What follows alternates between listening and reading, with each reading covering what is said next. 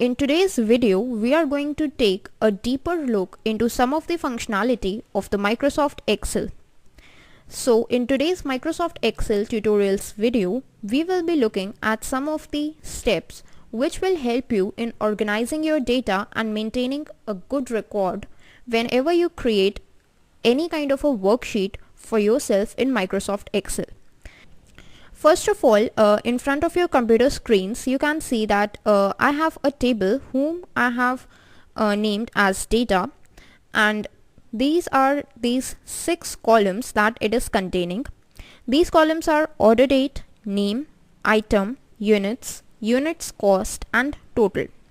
So the reason I have chosen this kind of data is because I have got the different kinds of data that I required for this particular tutorial into this video. This table that I have created is being created by taking up the data from the internet. So if you want, you can just go to Google and search for any data that you require, and you will be able to download a sample data for yourself. Whatever data you want, you can just enter into the sheet, or if you want, you can just go to Google and download any sample database for yourself. So now I have adjusted this data to look like this, and whatever the steps I have followed are the basic steps that were covered in the first video of Excel tutorials. So you can also follow the same steps and organize your data like this. Now first of all, we are going to look at what types of data are available in Microsoft Excel and how can we access them. So in this table, as you can see that we have different kinds of data. First of all is the order date, which is the date on which the order was placed. The second is the name of the person, which is another type of data. Then is the name of the item. Now the data type of the name of the person and the name of the item can be same. Then we have units, which is generally a numerical value. Then we have the cost of the units and the total. So the cost and total are going to be currency values. Now to organize this data into the different data types, we have got the different data types in Microsoft Excel. Now what we can do is, suppose we want to apply the data to units cost. So what we're going to do is just click on this H, and whole of this column will be selected. Then into the home tab, you will find something called general. Just right click over this arrow, and here you will find currency. So when you click on this currency, you will see that the units cost has been changed into a currency with a dollar symbol preceding all the values. Now this is exactly what it tells us that this is a kind of a currency. The same thing you can just do with the total as well. Just apply currency to it. As the units are concerned, so the units will not be a type of currency. So what will we do is just select its whole column, then go to general, and here there is another data type called number. So when you just click on it, you can see that .00 has been added after all the values of the units, and that's exactly what tells us that it is not a single text, it is a number. Now the other data type is date, so we can just select its whole column, right click over here, and here you will find an option of short date. So you can just click on it, and you will now see that it has been organized into a format where the month is written first, and then the date, and then the year in YY format, which is the standard format. So that's how our data is organized as well. So these are the different types of the data that are available in Microsoft Excel, and if you want, you can just simply access them very easily. Now for example, you have this data and you want to know that which item is the priciest, or which item is the most expensive and which one is the least expensive. So what you can do is just select this units cost, and you can apply formatting to it. Now this formatting is of different types, and since we are applying some conditions to it, so that is the reason why this formatting is known as conditional formatting. So for that, you can just select this whole column. In the home ribbon, you will find an option of color conditional formatting. When you just click on it, you will find all these different types of options. Now you can apply these data bars to it with a solid fill or a gradient fill, and when you apply these data bars, you can see that some of the data is being filled by a particular color. So if we just apply this green colored data bar, and if we just move through this column, then you can see that the maximum value, which is $275, is completely filled with green color, while all the other values are filled slightly. But this is not very clear. So what we are going to do is just apply another type of color formatting, which is color scales. And at the same time, we are going to just clear up this data bars formatting that was earlier applied.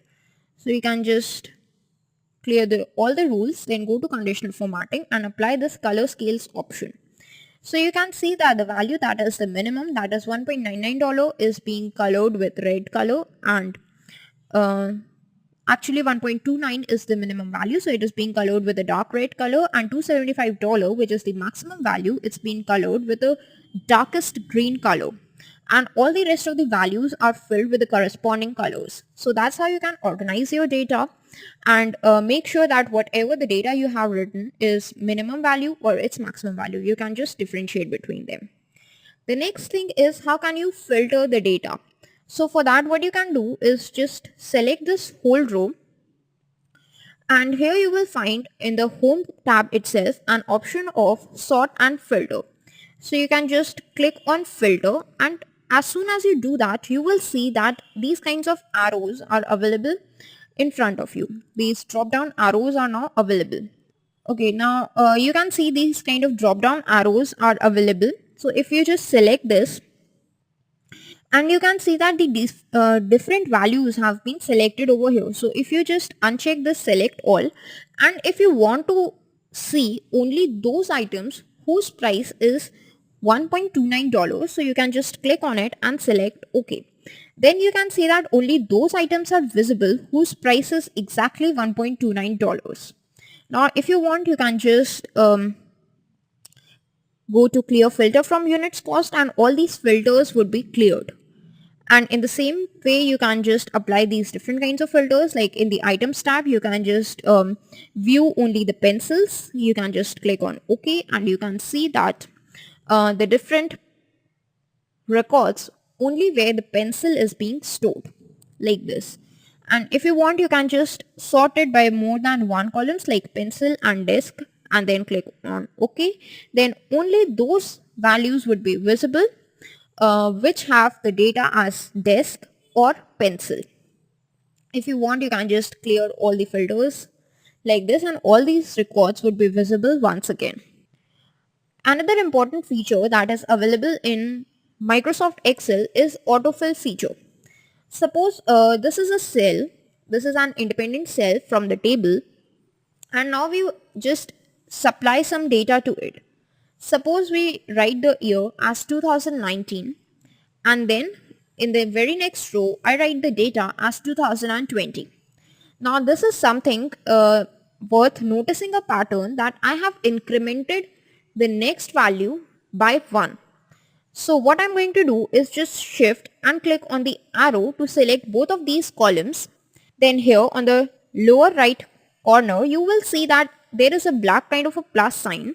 So when you get this, you can just drag in downwards your contents, and you will see that your area or the value, whatever value you supplied, is now incremented by 1 in each case. And that is the feature of autofill in Microsoft Excel that enables you to not only enter the data but only its pattern, and it will automatically fill up the rest of the data. Now what is its importance? Its importance is over here. Suppose in my table, I want to add a serial number column. Then what will I do is I just type in SNO, and then instead of writing all these numbers from 1 to whatever the number of the records that are available, what I will do is just I will type 1. Then in the very next column, I will type a 2, and then I will select both of these columns for Microsoft Excel to understand the pattern, and then I'm going to drag it all the way down to the last record. And you can see that it has automatically filled all of these records itself up to the number 36. Now you must be wondering what happens if we just provide a single value. For example, over here if I just provide a single value, that is 2019, and then I just drag this data, then what will it do? It will just copy the 2019 value to all of these cells. So if you want to copy the same data, then also you can use this autofill feature of Microsoft Excel. Otherwise, an important thing that you need to know is, suppose if you type in Monday, that is the first day of the week, and everyone knows that it is a universal thing. So what will Microsoft Excel do when we just drag it down is, it will just copy the next value itself, like Tuesday, Wednesday, Thursday, and so on. Similarly, it does with the name of the months. Like if you type in January and just drag in, then you can see that all of this data is being filled up itself like this. January, February, March, April, May, and so on. So that is an important feature of Microsoft Excel, that is the autofill feature. So that is all in today's Microsoft Excel tutorials video.